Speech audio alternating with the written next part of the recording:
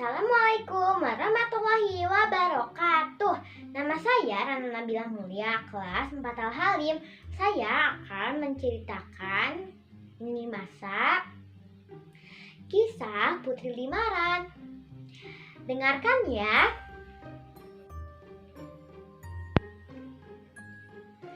Awal ceritanya seperti ini.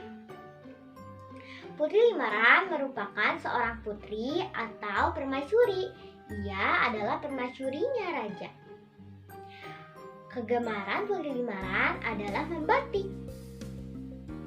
Tengah ceritanya adalah pada suatu hari saat Putri Limaran sedang mengandung, raja pergi ke hutan untuk berburu selama beberapa hari. Karena Putri Limaran kegemarannya atau hobinya itu membatik, maka ia membatik di tempat yang tenang, yaitu di atas pohon di dekat telaga. Di telaga itu ada seorang peri buruk rupa yang sedang berkaca di air telaga. Alangkah cantiknya aku, gumam peri buruk rupa itu. Lalu saat peri buruk rupa itu tertawa lebar-lebar, bayangan yang di air itu tetap membisu. Lalu ia melihat ke atas dan peri buruk rupa itu melihat seorang putri yang sangat cantik jelita. Ia menyadari bahwa itu bukan bayangannya. Itu adalah bayangan Putri Limaran. Putri Limaran terkejut melihat wajah peri buruk rupa itu, sehingga cantiknya jatuh. Lalu kata Putri Limaran, "Hai peri, jika kamu mengambilkan cantikku yang jatuh, maka akan aku bawa kamu ke istana dan akan aku jadikan kamu pembantuku." Nah, peri buruk rupa itu sangat gembira. Lalu ia mengambilkan cantik Putri Limaran yang jatuh dan mengembalikannya. Sesuai dengan janji Putri Limaran, peri buruk rupa itu menjadi pembantunya Putri Limaran. Lalu setelah itu, karena peri buruk rupa itu memiliki perangai, maka ia sangat dipercayai oleh Putri Limaran. Masalah dalam ceritanya yaitu, namun dalam hati peri buruk rupa itu, ia sangat iri dengan kecantikan dan kegembiraan hidup yang dimiliki oleh Putri Limaran. Ia selalu berusaha untuk menyingkirkan Putri Limaran. Akhirnya kesempatan itu tiba saat Putri Limaran hamil tua dan raja sedang berburu di hutan selama beberapa hari. Dan saat Putri Limaran sedang melahirkan, peri buruk rupa itu berdalih untuk menolong Putri Limaran itu. Sehingga saat melahirkan, Putri Limaran itu meninggal dunia. Dan bayi Putri Limaran itu diasuh oleh peri buruk rupa. Lalu raja itu sangat gembira karena mendapat kabar bahwa putranya telah lahir. Tetapi raja menjadi sedih karena Putri Limaran sudah meninggal dunia. Jasad Putri Limaran itu dimakamkan di halaman istana.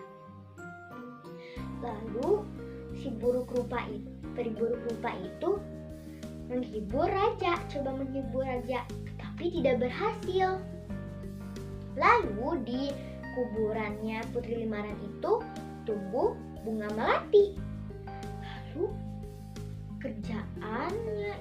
kerjaannya raja itu hanya termenung-menung, dan dia itu tidak memperhatikan lingkungannya lagi, serta ia selalu menunggu pusara permaisuri. Hati peri buruk rupa itu semakin gemas. Dan saat raja tidak ada di istana, peri buruk rupa itu mencabut bunga melati itu yang ada di halaman istana. Raja itu semakin kehilangan syahda. Lalu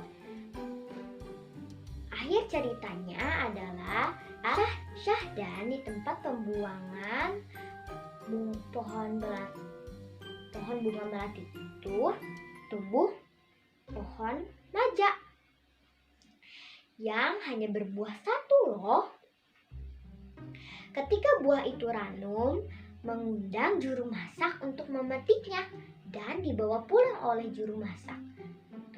Tetapi anehnya itu, buahnya itu bisa berbicara. Lalu buahnya itu menjelma menjadi putri yang sangat cantik jelita. Si juru masak itu mengenalnya. Ia adalah Putri Limaran, yaitu permaisuri kesayangan raja. Lalu Putri Limaran meminta izin untuk tinggal di rumah si juru masak itu selama sementara saja. Lalu kata juru masaknya, iya tentu saja boleh. Di rumah juru masak, Putri Limaran sangat memperhatikan putranya. Ia membuat baju-baju bayi yang disulam indah. Dan Putri Limaran juga membuat panganan kesukaan raja. Lalu raja bertanya di istana, siapakah yang dapat membuat panganan kesukaanku?